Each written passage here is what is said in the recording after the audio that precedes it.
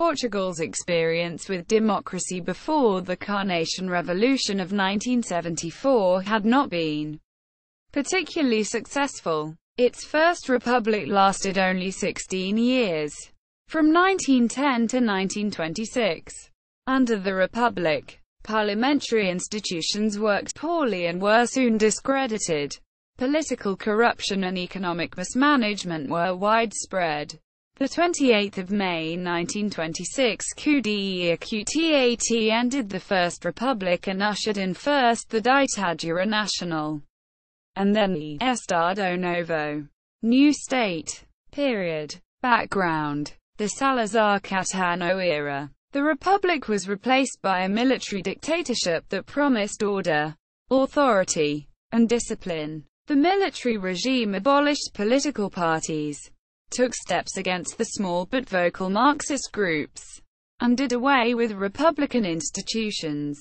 In 1928 it invited University of Coimbra professor Antonio de Oliveira Salazar to serve as Minister of Finance. In 1932 he became Prime Minister. That year marked the beginning of his regime. The new state, Estado Novo, under Salazar, 1932–68, Portugal became, at least formally, a corporative state. The new constitution of 1933 embodied the corporatist theory, under which government was to be formed of economic entities organized according to their function, rather than by individual representation. Employers were to form one group, labor another, and they and other groups were to deal with one another through their representative organizations. In reality, however, Salazar headed an autocratic dictatorship with the help of an efficient secret police, the PD.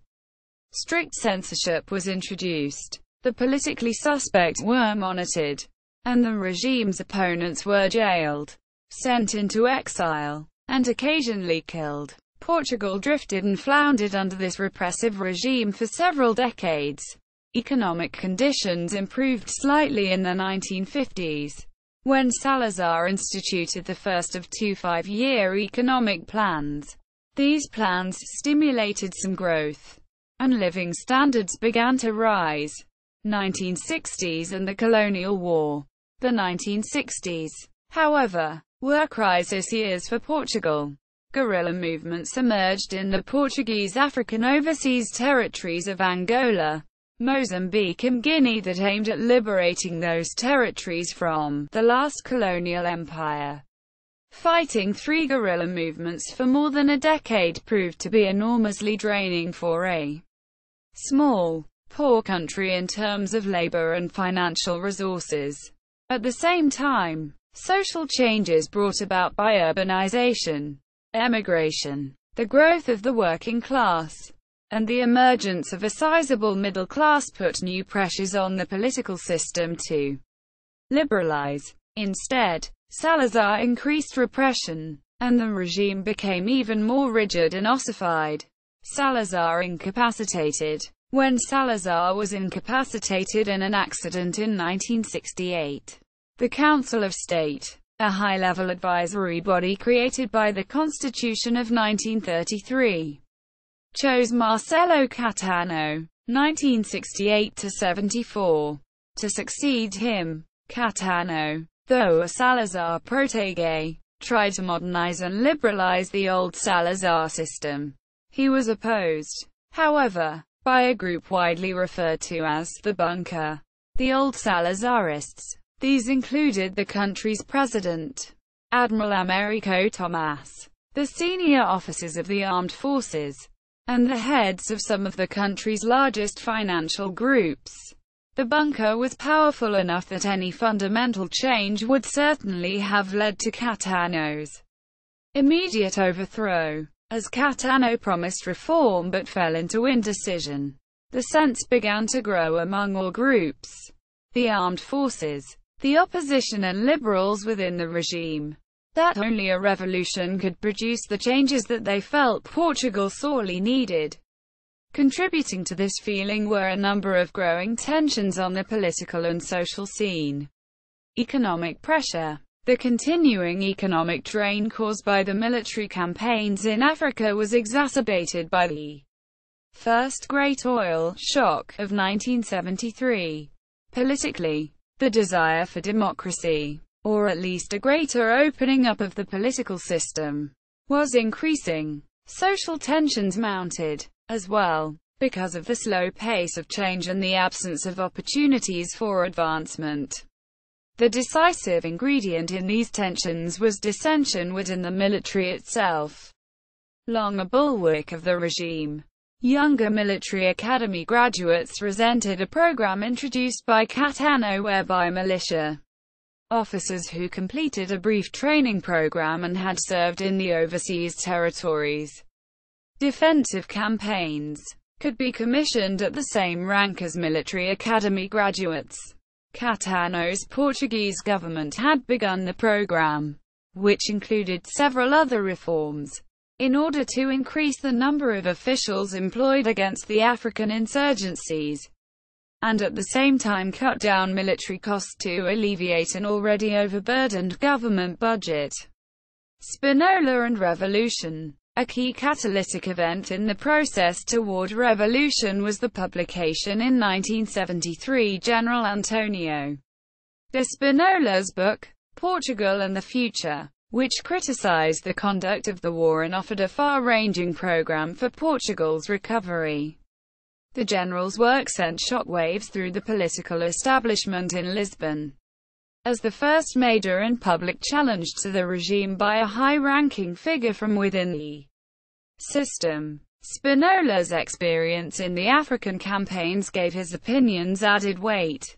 The book was widely seen, a correct assessment as it turned out, as the opening salvo in Spinola's ambitious campaign to become president.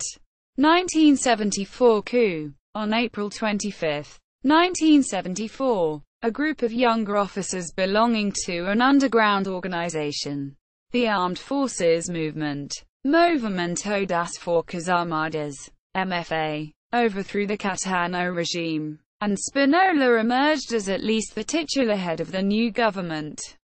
The coup succeeded in hours with virtually no bloodshed. Catano and other high-ranking officials of the old regime were arrested and exiled, many to Brazil. The military seized control of all important installations. Spinola regarded the military's action as a simple military coup d'etat aimed at reorganizing the political structure with himself as the head. A renovação, renovation, in his words, within days. However, it became clear that the coup had released long pent-up frustrations when thousands, and then tens of thousands of Portuguese poured into the streets celebrating the downfall of the regime and demanding further change. The coercive apparatus of the dictatorship, secret police, Republican Guard, official party, censorship, was overwhelmed and abolished. Workers began taking over shops from owners. Peasants seized private lands. Low-level employees took over hospitals from doctors and administrators. And government offices were occupied by workers who sacked the old management and demanded a thorough house cleaning. Very early on, the demonstrations began to be manipulated by organized political elements, principally the PCP and other groups farther to the left. Radical labor and peasant leaders emerged from the underground where they had been operating for many years. Mário Soares, the leader of the Socialist Party of Portugal, Partido Socialista, PS, and Álvaro Cunhal, head of the Portuguese Communist Party, Partido Comunista Português, PCP, returned from exile to Portugal within days of the revolt and received heroes' welcomes. Who actually ruled Portugal during this revolutionary period was not always clear, and various bodies vied for dominance. Spinola became the first interim president of the new regime in May 1974, and he chose the first of 6 provisional governments that were to govern the country until 2 years later when the first constitutional government was formed. headed by a prime minister, the moderate civilian Adelino da Palma Carlos. The government consisted of the moderate People's Democratic Party, Partido Popular Democrático, PPD, the PS, the PCP, 5 independents, and 1 military officer. Beneath this formal structure, several other groups wielded considerable power. In the first weeks of the revolution, a key group was the National Salvation Junta, Junta de Salvação Nacional, composed entirely of high-ranking, politically moderate military officers. Working alongside it was a 7-member coordinating committee made up of politically radical junior officers who had managed the coup. By the end of May 1974, these two bodies worked together with other members in the Council of State, the nation's highest governing body. Gradually, however, the MFA emerged as the most powerful single group in Portugal as it overruled Spinola in several major decisions. Members of the MFA formed the Continental Operations Command, Comando Operacional do Continente, COPCON, composed of 5,000 elite troops with Major, later Brigadier General, Otelo Saraiva de Carvalho as its commander. Known universally by his unusual first name Otelo, Carvalho had directed the April 25 coup. Because the regular police withdrew from the public sector during the time of revolutionary turmoil and the military was somewhat divided, COPCON became the most important force for order in the country and was firmly under the control of radical left-wing officers.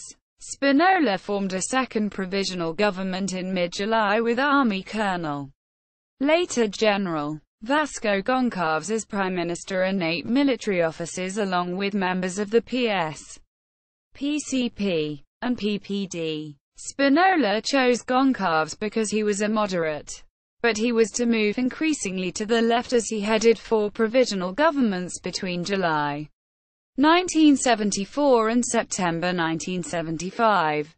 Spinola's position further weakened when he was obliged to consent to the independence of Portugal's African colonies, rather than achieving the federal solution he had outlined in his book.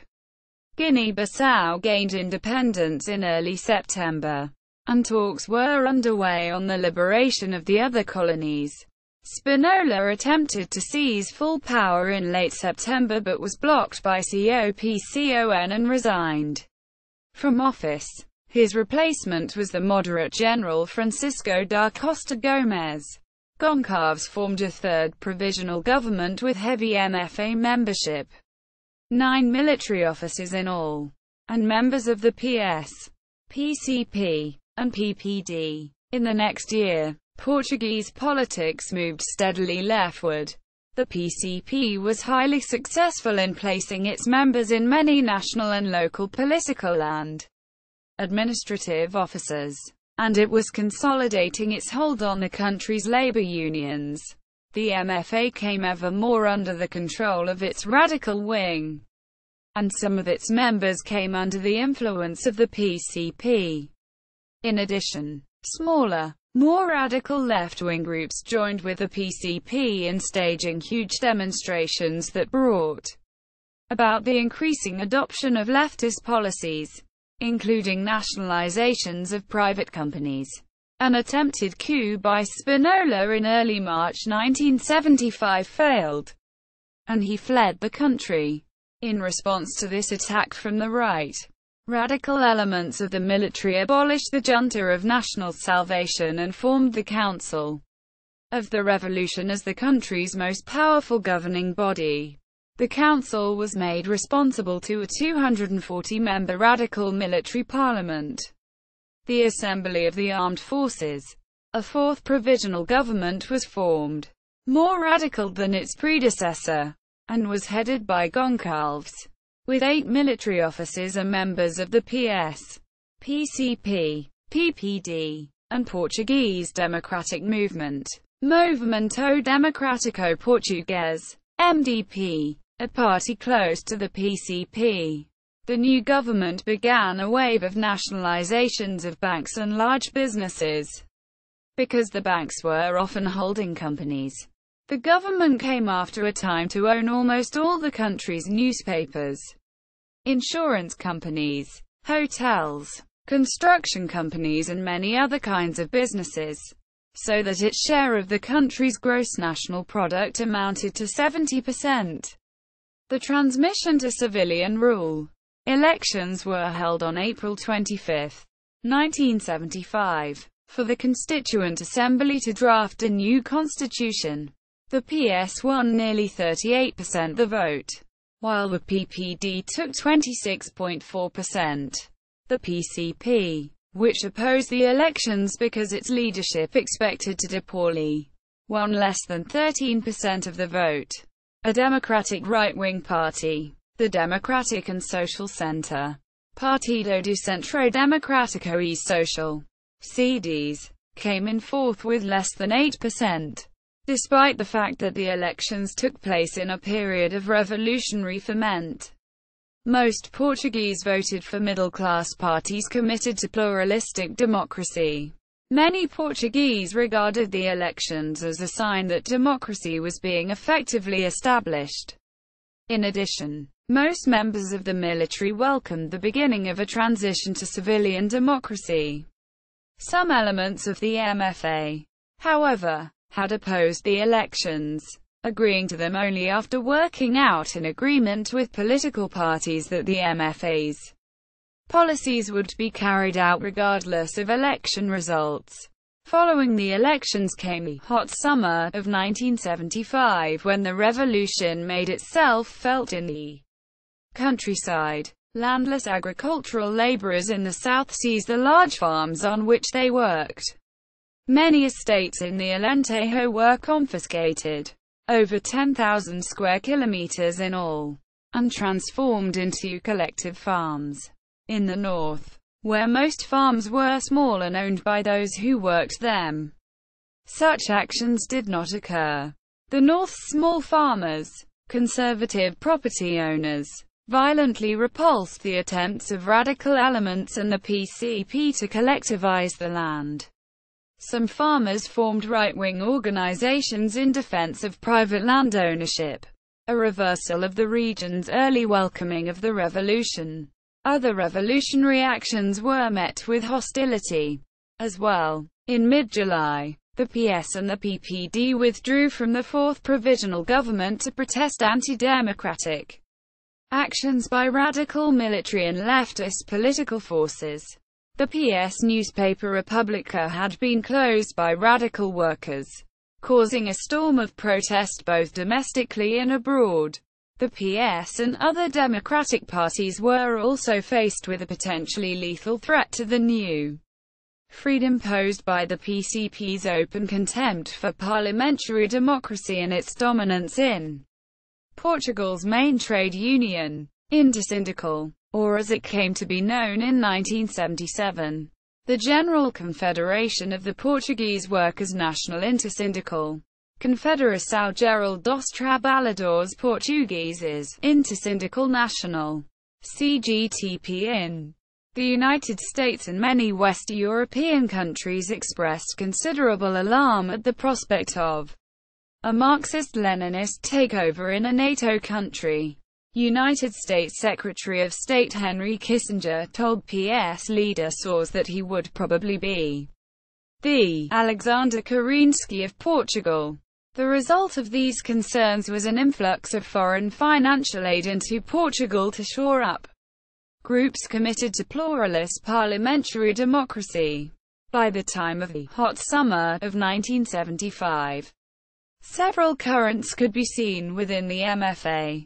A moderate group, the Group of Nine, issued a manifesto in August that advocated non-aligned socialism along the lines of Scandinavian social democracy. Another group published a manifesto that criticized both the Group of Nine and those who had drawn close to the PCP and singled out Prime Minister Goncalves for his links to the communists.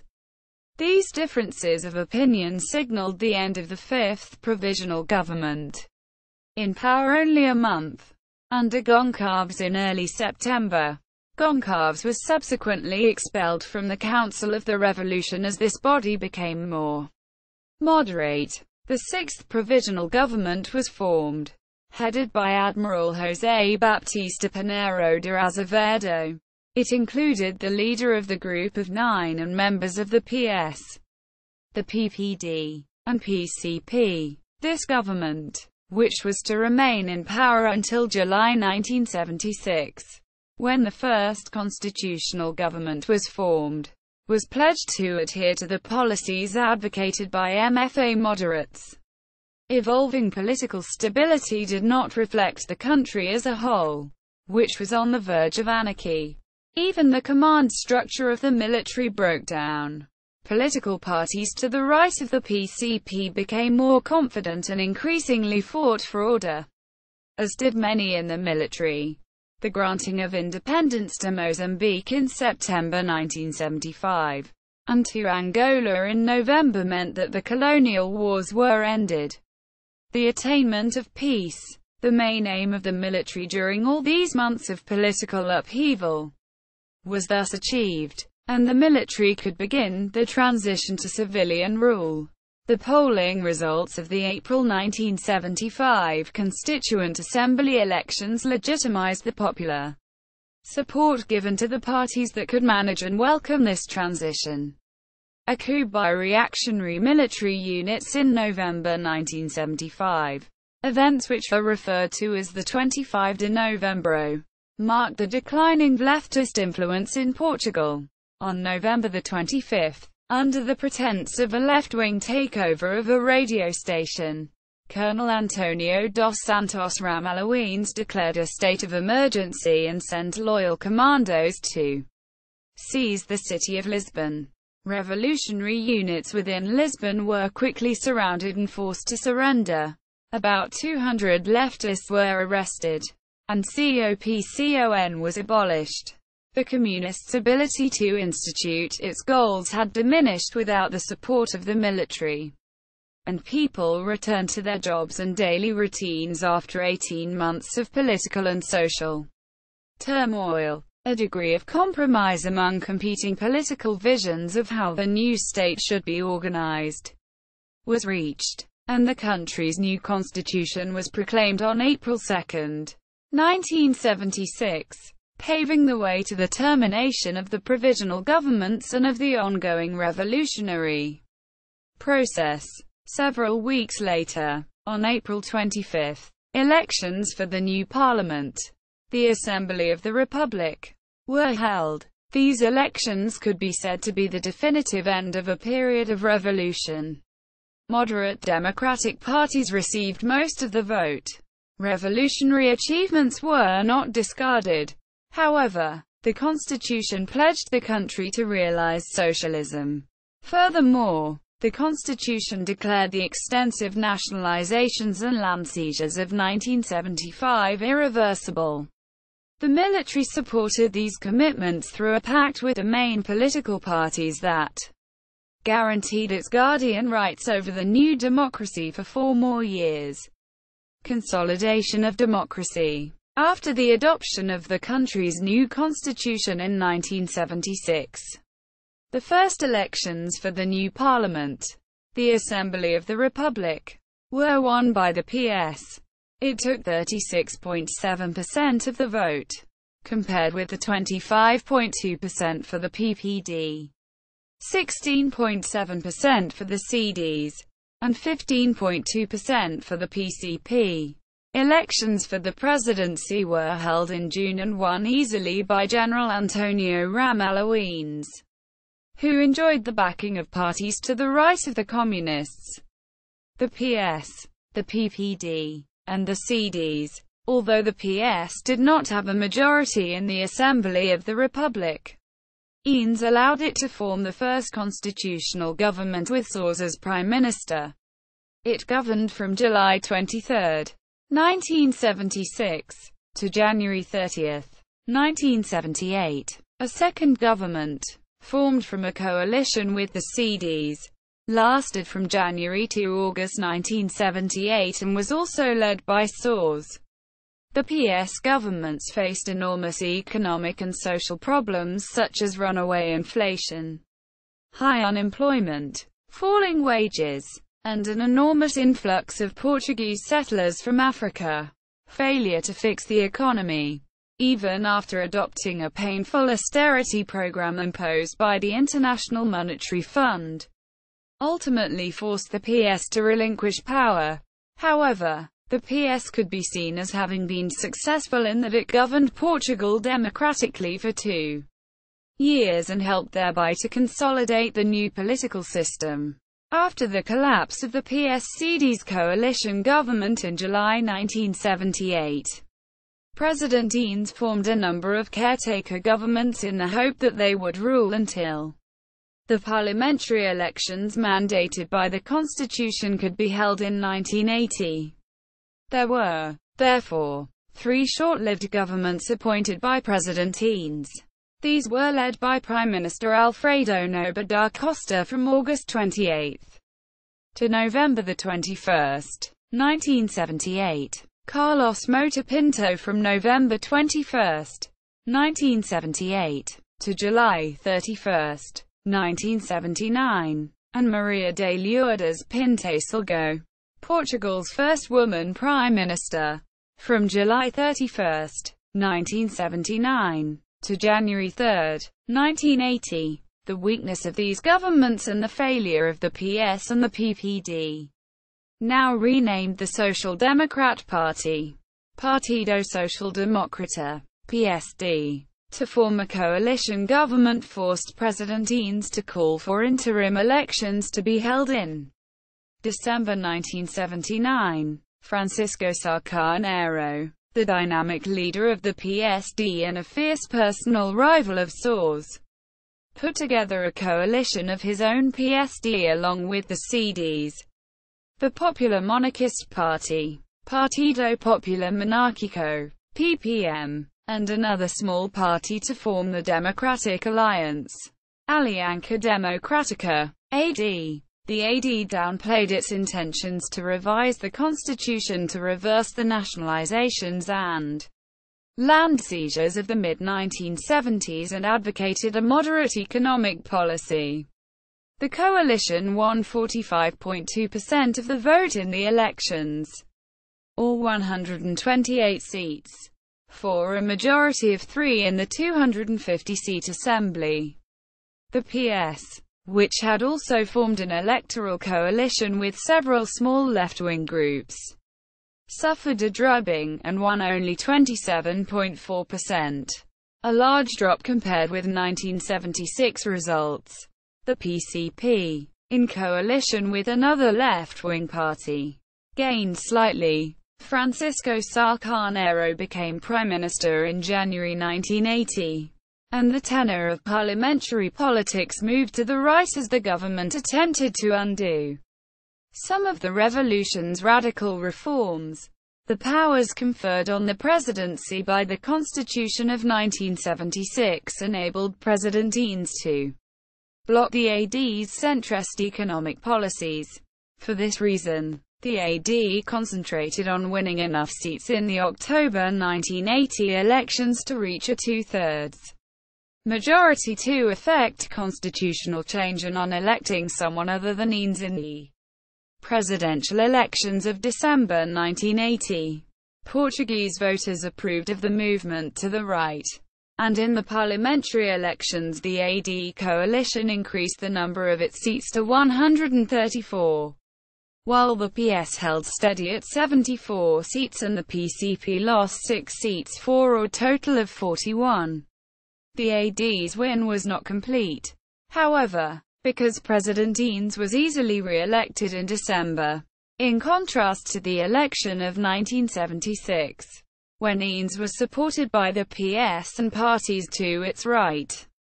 He was backed in 1980 by the PS, the PCP, and other left-wing parties. Voters admired Eanes for his integrity and obvious devotion to democracy.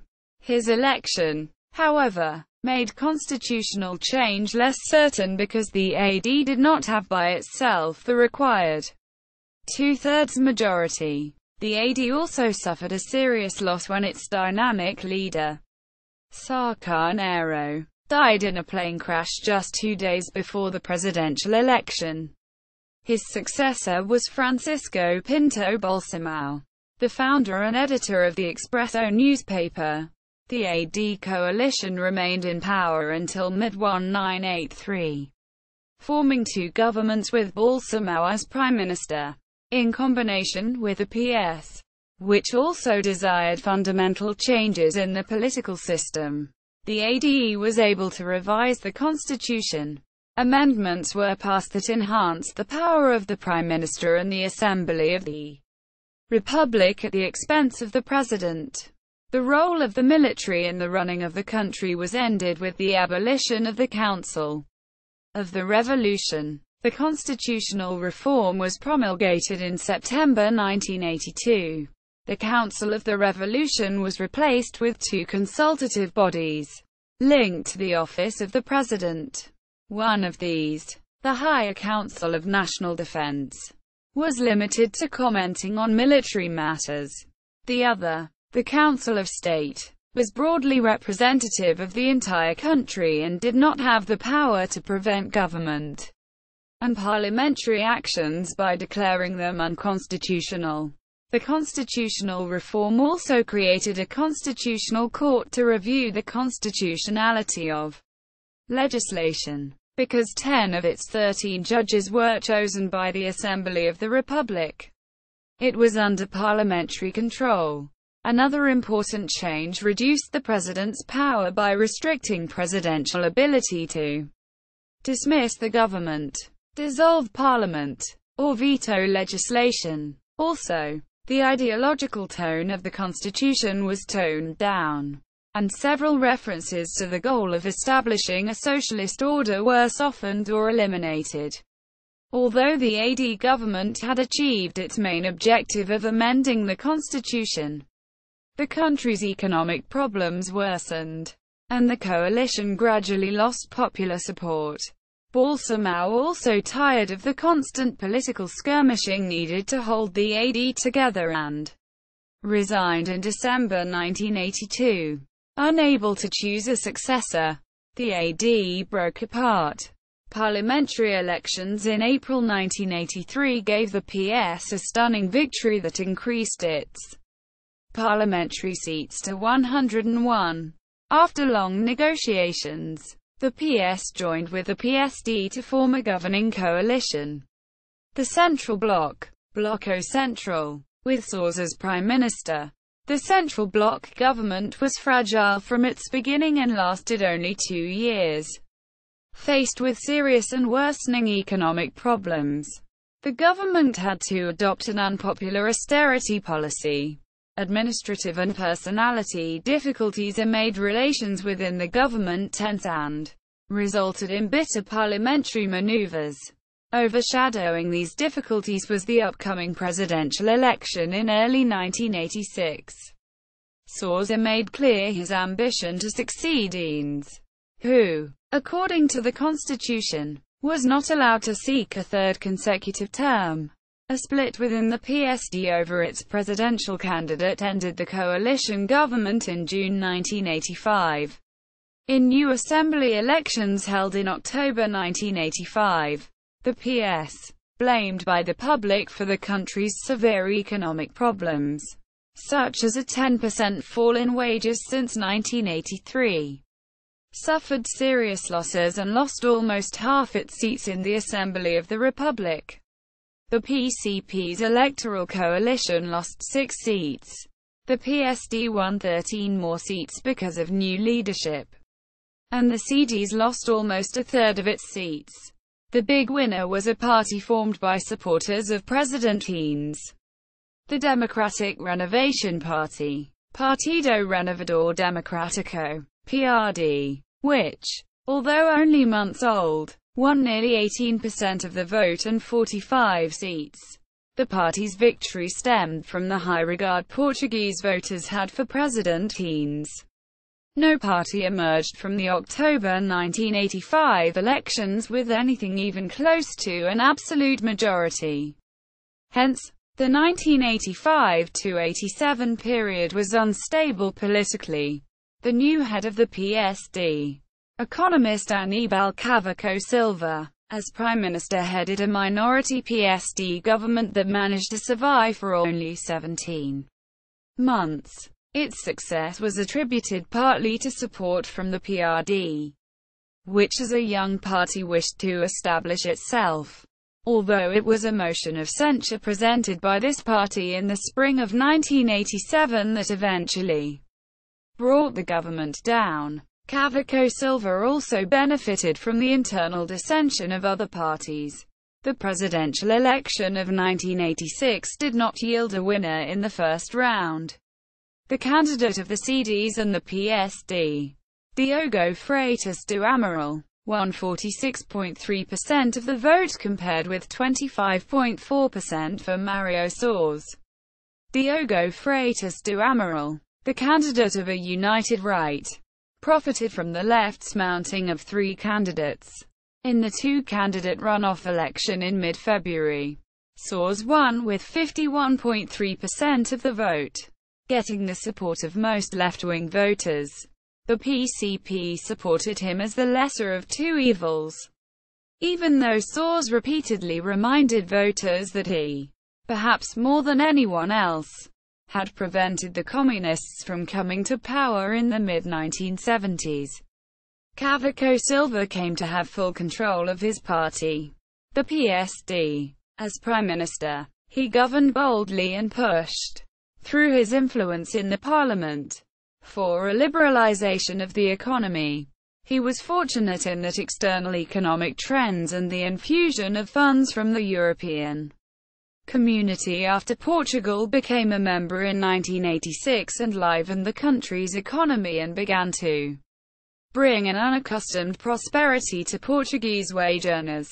Confident therefore that his party could win in parliamentary elections, Cavaco Silva maneuvered his political opponents into passing a vote of censure against his government in April 1987.